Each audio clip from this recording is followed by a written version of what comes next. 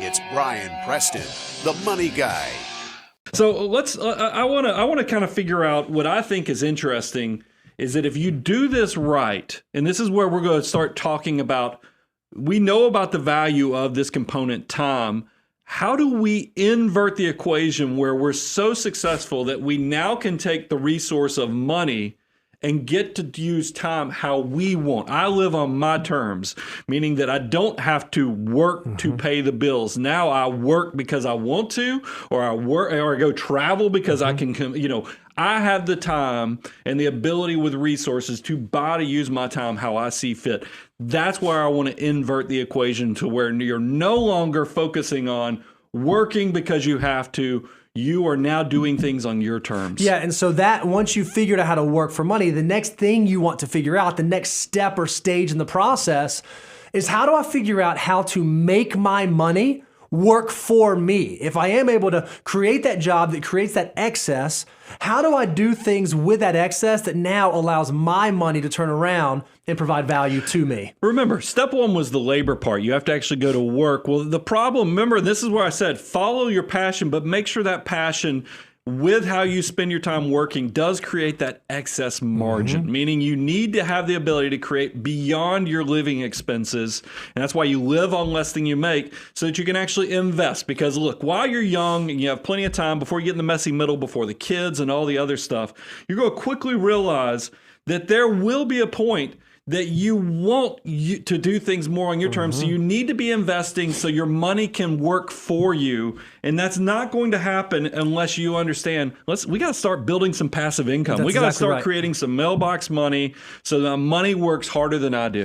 Yeah, passive income through investing is not something that happens overnight. It's not like you just say, hey, today I want to have some passive income, so I'm going to invest tomorrow, and what I invest tomorrow is going to create passive income for me. That's not the way that it works. You actually have to build it up over time. And one of the ways that we talk about building up passive income over time is creating a plan that automatically allows you to begin building that wealth. It's the whole reason, the whole idea we came up with the financial order of operations. Yeah. If I do find that I have excess in my life, every pay period, every month, every pay cycle, where should I deploy those dollars and how should I use those dollars to make them start working for me in the most efficient means and manner possible? So we talk about it all the time. We keep this simple. I mean, I think people overcomplicate wealth building.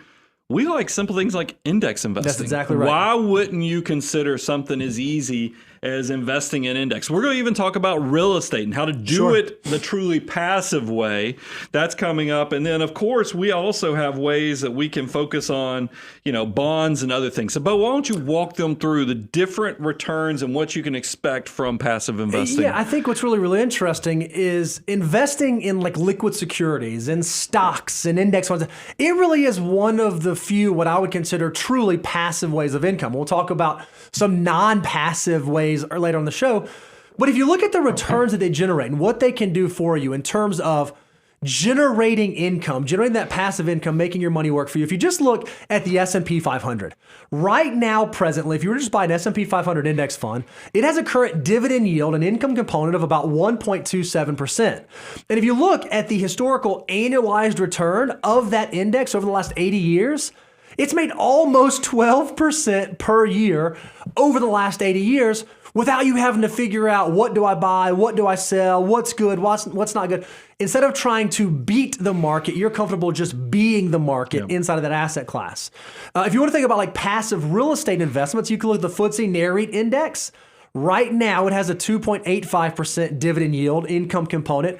And over the last 20 years, it's annualized. Again, almost a 12% rate of return. And even if you're someone who's maybe later in life, or so you're someone who needs a more conservative portfolio because of your risk tolerance or risk capacity or stage of your wealth building, you could even look at a bond index. I know right now bonds are not the most attractive thing in the world, but even right now, they have almost a 2% yield if you just look at the aggregate bond index. And if you look at the last 20 years, bonds have still made about 4% per year over the last 20 years. So these are real easy ways that you can deploy your capital to grow and compound for you through time. Now, when we talk about, and we're going to come to it in the third stage in a second about real estate. So before you fall into somebody trying to tell you about their system or get you out there buying 10, 15 rental properties, when we talk about real estate investing, we're primarily talking about REITs, that's right, mutual funds, ETFs, things that are truly passive. You give them your money, you walk away from it. There's not you showing up to make repairs at the location. Stocks, we're primarily talking about index funds. That's why you can see the data point is the S&P 500 on that. Bonds, we're kind of working off the same things. These are things you set it, forget it, you automate your wealth creation, and you just drive through it. This is the most important thing. Now, what you may be saying right now, guys, that just, it sounds too easy. Wealthy people don't actually do that. The wealthy people, they figure out the unique things. They figure out the special things. They figure out the stuff that the rest of us general public just don't know about. I don't know that I would agree with that, because one of the things that we love to do every year, and it's coming up this year, is we like to do what we call our annual wealth survey of our financial planning clients, of you guys, of the financial mutants that listen to the show and end up becoming members of the Abound Wealth family. And we have some questions we'd like to ask you about your journey and about what you've built. And one of the questions we ask is, hey, how did you become wealthy? And I think that the answers might surprise you, because it's different, again, from what the public perception would be. Yeah, we've done shows and content on the virtuoso, somebody who's so good at what they do that they got rich off of it. That's like your athletes, that's your performers, other things. Entrepreneurs, this is the people who are taking tremendous risks, starting enterprises, senior executives. These are all the things that you think. And then we've got the lowly old saver and investor. And once you know it, 68% of our clients actually fall into that saver and investor category. Don't let somebody ruin how the journey occurs just because they make a brochure, the glossy brochure, say something completely different. And what gets me so excited about that is, if we're just going to be honest, not everyone can be a virtuoso. Frankly, not everyone, in my opinion, can be an entrepreneur, because there's a special skill set required to do that well. Not everyone has the capacity to become a senior executive, but everyone, no matter your vocation, no matter where you come from, no matter your background, no matter your bias, has the ability to be a saver and investor. And so everyone has access to this quadrant of wealth building. It's just a matter of recognizing that early on and taking advantage of it. Yeah, and what I like, everything we've talked about here is simple. It's not going to require you. This is really mailbox money. It's passive in the fact that you put the money in, you come back in decades later, and the money's waiting there to start replacing your income. It's not going to have you, we know, Bo, we own real estate. It's not going to have you with a plunger pulling poo out of some, pushing the poo down, because that is not what my idea of passive investing. It's not passive. I mean, if you're having to go to your rental properties and repair and plunge poo, you are not a passive investor. You want to set it and forget it, give somebody your money, let it grow, and then come back and it replace your actual labor, your hours. So once again, you control your time. Here's the other thing we love about liquid investing that's different than the other ways of wealth building. Now, Brian, you started a number of businesses over your tenure, over your working career. Would you say that you were able to automate starting and running a business? No, it's like a difficult thing. Like, you have to be very actively involved in that. Certainly, if you're going to be a senior executive and you're going to try to work up at your company, you have to do that.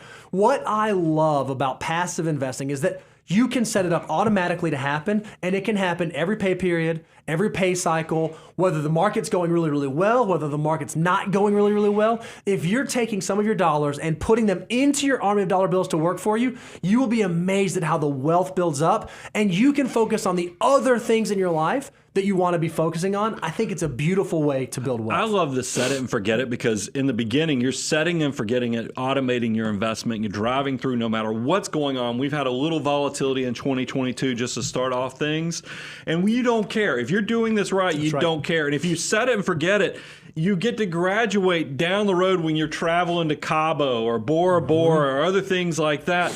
The set it and forget it gets to be inverted in the fact that you get your money automatically deposited into your accounts as you start pulling that money out.